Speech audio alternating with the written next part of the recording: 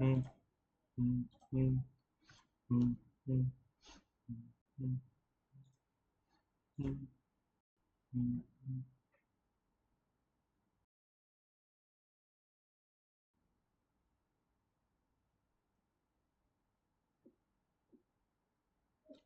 Okay, easy.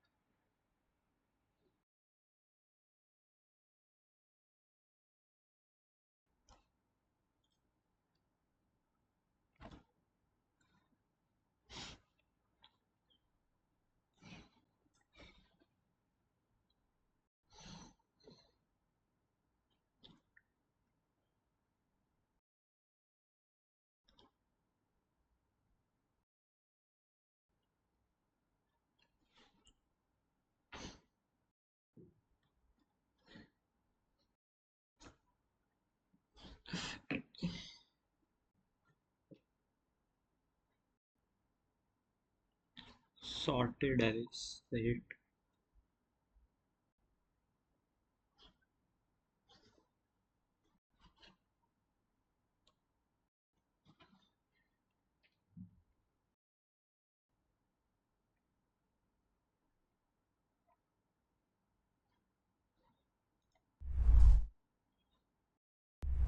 So what is the problem statement? Union of two sorted. Again, very, very important word because this will be helping us to determine the most optimal solution. So union of two sorted arrays. So this is array 1, which is sorted in itself, might have duplicates. Array 2 sorted in itself, again, might have duplicates. So what you have to do is, you have to give me a union array. What is the meaning of union? So what do you mean by union? It's basically you're given two guys and you just add them up. But you do not repeat anyone. You do not repeat anyone. It's like if you have one, okay, one goes. You have two, two goes. You have three goes. You have four goes. You have five goes. Then you start from here. You have two, but wait, two is already here, doesn't goes. Three is already here, doesn't goes. Four is already here, doesn't goes. Four is already here, doesn't goes. Five is already here, does not goes. So this is how you can easily do a union. So the union of the both arrays will be 1, 2, 3, 4, 5. Imagine I just go ahead and say, hey, listen, I also have a 6. In that case, the union will be 1, 2, 3, 4, 5, and 6. Quite simple. Because 6 is over here. It's not here, but it's okay. You have to add both of them. You have to add both of them. And make sure there's no duplicates. So this will be the answer for union of two sorted arrays. And this is what you have to return. So this problem comes up in an interview. The first solution that you'll be telling the interviewer should be the brute force approach. What will be the brute force approach? What are we doing? We're combining them. But we're making sure the unique elements are just there in the union array. So whenever we hear something like unique, something like a map or like a set comes to our head. Because if you just keep on throwing everyone to the set, at the end of the day, the set will only contain unique elements in a sorted order. In a sorted order, very important. Because you have to return the union in sorted order as well. So can I see? Let's take a set data structure. I'm like, why not? Let's take a set data structure. So assume this is my set data structure, which is as of now empty. I'll start iterating in the first array. 1, put that into the set. 3 goes into the set. 4 goes into the set. 5 goes into the set. Perfect. I iterate the second array. 2 already in the set. If you try to put it into the set will say I already have it. 3 already in the set will say I already have it. 4 already in the set. 4 already in the set. 5 already in the set. 6 not in the set. So after iterating in both arrays, the set data structure will have 1, 2, 3, 4, 5, 6. And now what you can do is you can try to take a union array, and in that array, the size of that array will be nothing but the size of the set, which is 6. And you can just pick up one, pick up 2, and put them into the array, and put them into this union array will be the union array of two sorted arrays, and this will also be in sorted order. Why? Because you're using something like set. If you're using something like if you're using C++, do not use unordered set, because if you use unordered set, the ordering will get distorted, and if the ordering gets distorted, you will not be able to maintain the sorted order. Got it? That's why you have to use something like a set data structure. Got it? So if I have to write the brute force approach, it's going to be very simple. We kind of define the set data structure, and then what we do is we go across the first array, assuming that to have a size n1. We can go across the first array and we can just set dot insert and we can say array of I, assuming the first array A1 of I, and then we can go across the next one, which is from 0 to N2, and we can say set dot insert A2 dot I, A2I. So what this will do is it will put everything into the set. Once you've done this, you can declare the union to be of set dot size, quite simple again. And in this, what you can do is just iterate. Again, you can use an auto iterator. You can iterate the set. Once you iterate in the set, you can say, hey, listen, maybe you can keep a pointer like I equal to 0, and you can say union I plus plus equal to y. So first time goes to the first 0, then next, second next. If you're using something like a list or a vector, you can simply write union dot add or push back, in that case it, and this will add it directly. You don't have to maintain.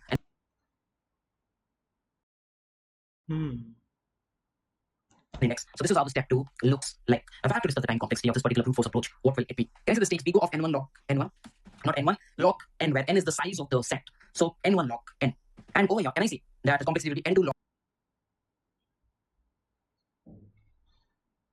n, again n log n, where n is the size of the set, which will be varying at every step. So you cannot this is case IT, and this will add it directly. You don't have to maintain an index. So this is how the step 2 looks like. If I have to discuss the time complexity of this particular brute force approach, what will it be? Can I say the states we go of n1 log n1, not n1 log n, where n is the size of the set. So n1 log n. And over here, can I see that the complexity will be n2 log n, again n log n, where n is the size of the set, which will be varying at every step. So you cannot precisely say that logarithmic of something. You cannot precisely determine the complexity for a set. Alright? And now for this, it's a big O of n1 plus n2 at the worst case. Imagine the array 1 contains all different elements than array 2. Then it will be everything different, and all different will go into the set. And if all different go into the set, it will be n1 over here, n2 over here. So the total elements in the set will be n1 plus n2. If every element is unique, So can I say the time complexity stands at, for the first insertion, n log n, for the second, n2 log n, and then a big O of n1 plus n2 at the worst case. And the space complexity is we're using an external set, which might end up taking n1 plus n2 at the worst case, if all of them are unique. And then we're using a union array in order to return the answer. Okay, this is not used to solve the problem. This is used to return the answer. Please specifically mention that to the interview that this n1 plus n2 space is used to return the answer. I'm not using in order to solve the problem. I'm just using it in order to return the answer. Alright? This will be the time complexity and space complexity of the brute force approach. So if you want to submit the brute force solution, again the problem link will be in the description. Make sure to add hashing load bits /std, because in this function snippet it was not there. And this is how the code will look like.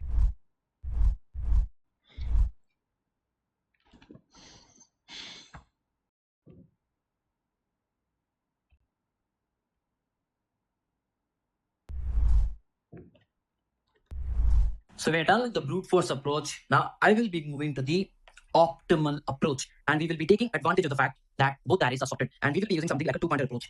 It's a very easy approach. So what I will do is I will keep an I pointer over here. I will keep a j pointer over here. So just erase these couple of lines. Perfect. So I'll keep an I pointer on the first element of the first array, and I'll keep a j pointer on the first element of the second array. And now I will declare a union list. And initially, remember, the list will be empty. It will have a size 0. It doesn't have any elements initially. And now I will be like, okay, I'm over here and I'm over here. If you have to look at the union array, the first element of the union array will be the smallest one. So if I have to take the smallest one, who among it is the smaller one? Obviously 1. So what I'll do is I'll take the 1 into the union array, and I'll move the I pointer to the next index. I'll move the I pointer to the next index. Now, if I have to again take something into the union array, I'll definitely take 1 because it's still smaller than 2. But I say, wait, the last element I took into the union array was 1. And union means no repetition, just unique elements. Like fine, the last one was 1, so I would not take it. I'm like, okay, I have 2. So the next element I have to take will be 2. So I can take 2 from either. So I take just 2 from the first. And this 2 was not equivalent to this, so I took it. And now I'll move the I. If I have to again take between 3 and between 2, I'll actually take 2 because union always takes smaller, which is at the front. But this 2 is already here, so the last element is equivalent. So I'll not take it. But I will move the pointer. Because it won't be taken because it's already there. So I just move the pointer. Correct? Next, I'll compare 3 and 3. I can take it. So let's take the 3. I'll move the pointer. Next, 4 and 3. But wait, the 3 is already here. Did not take it. Move the pointer. 4 and 4. Again take 1, 4. And move the pointer. This time, 5 and 4. 4 is already there because the last one is there. So 4 is already there. So move it. This time compare 5 and 5. Same. Take any one of them. And move the pointer. Next, it's over. Please focus. The iteration on one of the arrays is over. If the iteration on one of the arrays is over, what you will do is you will just say, okay, 5, you're already there. 6, you're not there. Go. So if iteration on one of the arrays is over, you'll not compare anymore, but you'll iterate in the remaining portion of the other array. And you'll check if it's equivalent to back or not, and then you'll keep on inserting into the union. So once it's done, you will have your union array ready, and this will be your answer. Got it? Let's go to the optimal solution. Again, the problem link will be in the description. So we're given this function sorted array where we have to return a list, and we're given a couple of arrays, right? So at first I'll do one thing. I'll just figure out the size of the first array, which is something like this. And I'll also figure out the size of the second array, which is something like this. And now I have two pointers, I, which will be pointing to the first index of the first array, and j, which will be pointing. And then we will also have a list, which will be the answer. Okay, which is union array. And then at the end of the day, we will be returning this particular list. This is something we. Now let's say we are comparing both. We'll be comparing till both pointers are pointing somewhere, which means we'll be comparing it till either I is lesser than n1 in the first array and j is lesser than n2, which means both of them are still somewhere in both the arrays. And we say, hey, listen, on the first array, if that's smaller than the second array, both the pointers are pointing. So if the first element is smaller than the other element in the other array, then I say, okay, I'll take this. But before taking, I need to have a comparison. If you remember, when we were taking this one, the union array already had a 1, so you did not take it, right? So I'm like, I need to compare. So I'm like, okay, let's take union array. What's your last element? It's like back. Is this not equivalent to the current array? If this is not, okay, cool, let's take it. If you're like, fine, I'll take it, no problem. And irrespective of whether you take it or you do not take it, you'll move. Because if you take it, it's fine. If you do not take it, that means that element is equivalent to something which is inside union array. So you will not be considering that element anymore. So you move. But if you're doing a dot back, the union array Let's take union array. What's your last limit? It's like back. Is this not equivalent to the current array 5? If this is not, union array not equal to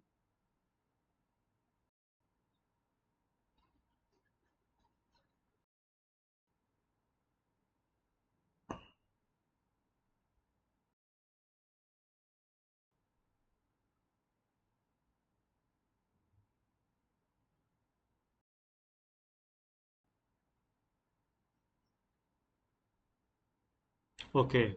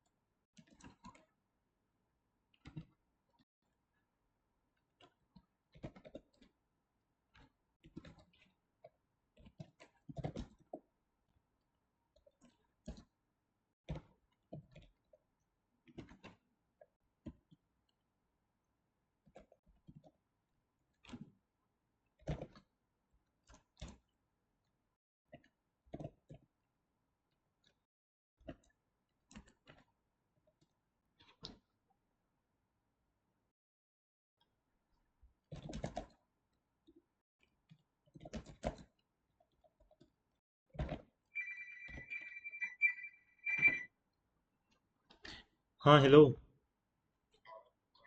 room पे हूँ, क्या हुआ? 10 9 5 9 10 ऐसे। हाँ मैंने खा लिया, तो खा लिया, ठीक है। ठीक है, चल bye. Bye.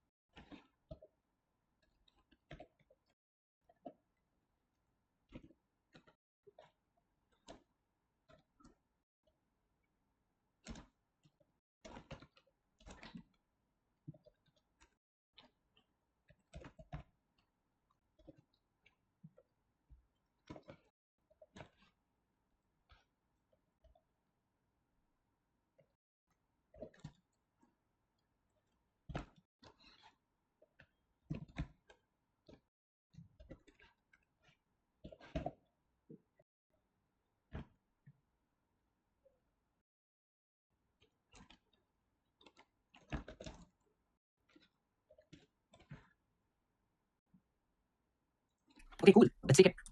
You're like, fine, I'll take it. No problem. And irrespective of whether you take it or you do not take it, you'll move. Because if you take it, it's fine. If you do not take it, that means that element is equivalent to something which is inside union array. So you will not be considering that element anymore. So you move. But if you're doing a dot back, the union array has to have something. What if I come to a case where this is for the first time and the union array is empty? Then you always take the one if the union array is empty because it's the first time. If it's the first time, which means union array dot size is equal to 0, then you always odd. You always take it. So if the size is 0, it means it's for the first time. Just take it. And similarly, you go to the else, which means the other element is smaller. The other element in the B array is smaller. If that's the case, cool. I'll just copy paste the same thing. Maybe I'll just copy paste the same thing. I'll copy paste the same thing. I'll say should not be equal to B of J. Should not be. And if it is not, then I'll just push in B of J. I'll just push in B of J.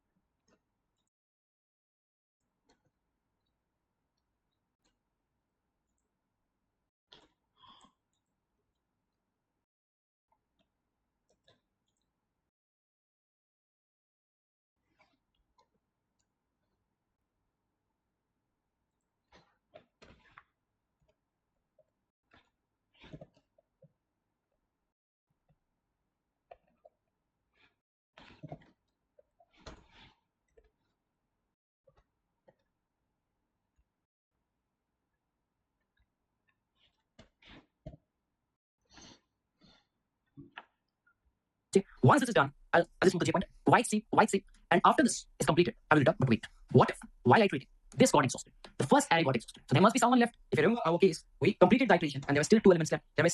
What do you? That means J will be somewhere here. So you need to iterate for these remaining elements, right? So you say, okay, listen, if the first was exhausted, J will still be there. And if J is still there, let's do the same thing. I'll say, hey, listen, I'll do the same thing. Which means, okay, fine. If you're not equivalent, go ahead and just keep on moving. And what if the second got exhausted? So I will still be there. There is someone still in the first. And if there is someone still in the first, you simply take it without any thinking. Yes, without any thinking, you simply take it. And once you've done this, you can return. So this is the remaining arrays that you just iterate through. Once you've done this, you can go ahead and really let's submit. I'm sure that I write error-free code. Oh, yeah, I do. So at one go, I've submitted this code, and this is exactly how it will look like. Now, if I have to ask you the time complexity of this particular code, what will be the time complexity of this particular code? Can I say I'm iterating in some way throughout this entire? Some of them I'm iterating throughout this entire, and some of them also iterating throughout this entire, because no matter what we do, we will iterate through every element. No matter what we do, we will be iterating through every element. Do we do anything apart from this? Yeah, we definitely enter that into the union array. But do we iterate or do we do any for loops or any loops apart from this? No. Steps will always be like this. You'll be either here, either here, either here, either here, either here, either here, either here. So that means it'll be of n1 plus n2. Yeah, there are a lot of loops or these, but at the end of the day, if you think carefully, you'll actually be visiting every element once. So n1 plus n2 is the time complexity. And space, you can say, I'm just using n1 plus n2 as the worst case if all the elements are unique. And that is for returning the answer, not for solving, not in my algorithm, using that to return. Tell that specifically to the interviewer. And that's how your optimal solution will look.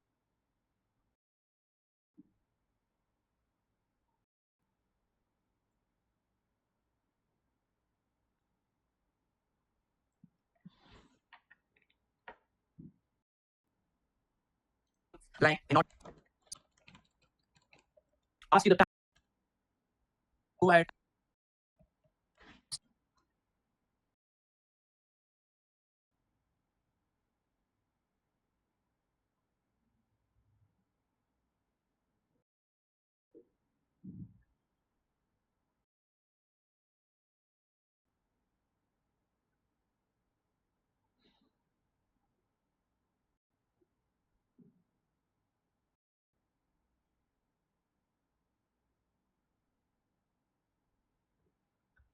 You simply take it without any thinking. Yes.